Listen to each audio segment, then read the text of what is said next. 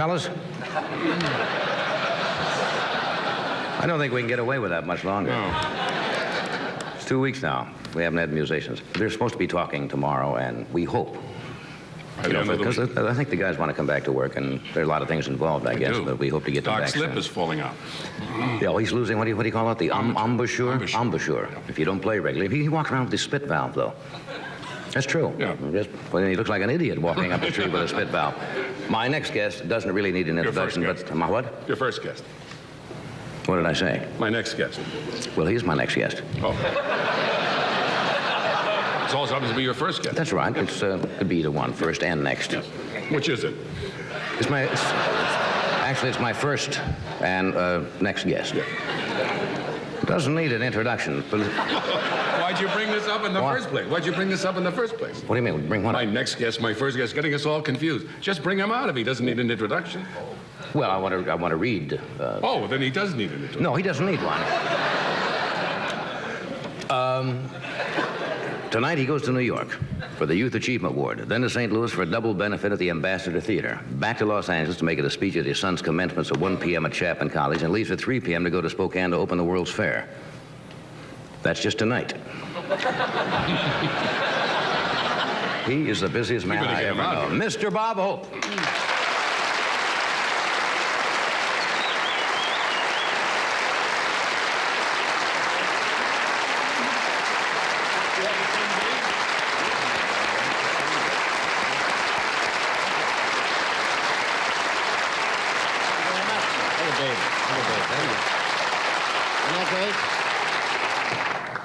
We have all the in-laws here tonight. Yeah, how about this? All the affiliates, huh? Right. Isn't that great? Well, I'll beat it back to their towns before they get there. That's right. Somebody told me that Dave Tebbett's got a private, going to fly you out of here immediately as soon as you leave tonight to New York. I had to leave at 4 o'clock today to make this dinner tomorrow night in Washington, but Tebbett fixed up a plane for me, you know. Here I am, the Tebbett Command Performance. Yeah. For this thing. And when he asks you, you know, you gotta be there. Yeah. I turned him down 1 year, and the next 3 shows, my head came out plaid. He took him too, 2020. Classy guy, though, isn't he? Huh? Yes. He's a class. He doesn't phone you. An NBC page arrived with a 30-minute cassette of Tebbett at the Wailing Wall. I have a feeling, you know, when I die, that graveside is going to come a color TV. Saying good luck in the great beyond, Dave Tebbett. There'll be a 25-inch color RCA, and they'll put that right in the grave. Yeah, but he'll be there. It'd be St. Tebbett telling you which way to go. I have a feeling about that. What do you work so much for? What are you doing? This is nothing. I'm back in vaudeville. You That's know. right. And I've got to be in vaudeville the way things are, the way the market is. I'm just around, you know, picking up a few little things here and there. You're doing the commencement? For my son. Well, you've done that before at colleges. You have. Yeah, I've been a few of them. A number of honorary. How many honorary degrees now have you got? I had one the other day from Salem College in West Virginia. You ever heard of that? Yeah, sure. It's the first mentholated student body I ever worked for. No, but it was nice. And they gave me a new degree, John, Doctor of International Relations, which I thought Kissinger should get. I really do. Yeah. Because any man that will give up his honeymoon to ride a camel between Damascus and Tel Aviv, I think he ought to get something, don't you? I don't want to tell you, he really gets around. The other day, 3 planes landed in Paris, and he got off all of them. 1, 2, 3, 4. No, he's great. He's traveling. He had so many miles on him, he had his feet rotated. Should we wait or should we move on? You get bugged when you fly. Now you're going back on a private plane. Do people? Well, of course they do when you're on a commercial plane. Well, it's a pretty nice thing. I'd like to have my own plane. I really would. Well, why don't you get one? Well, I'd like to have both wings. No, it's a little rough to have a plane, you know, to handle it. And Jack Nicklaus is in pretty good shape. He had to give up his plane, you know. And you save a lot of wear and tear when you just, you know, the limousine drives out to the private plane.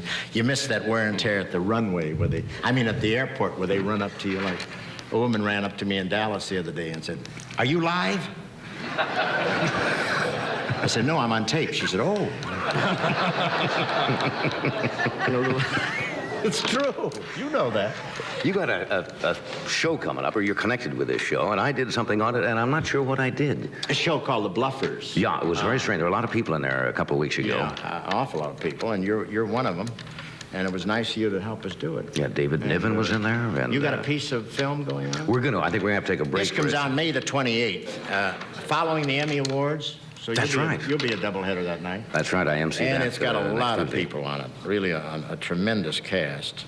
And this particular piece they have on is introduced by a guy called Michael Bentine.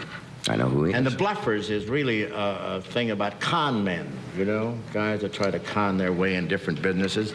You and I know a lot about that, Yes, don't we? yes, we've done our share. And this is quite a thing, and it shows what an announcer has to do to ad-lib when he's in a rough situation, like filling in for 30 minutes after when a match runs short or a basketball game. It's one of those things. We're going to take a break before we show We're that. going to take a break, he said, and then Yes, we're going but to show first the we have Bluffers, to right? pick up a little money for the NBC picnic. We'll be back. We have a message from Sears, and we'll be back.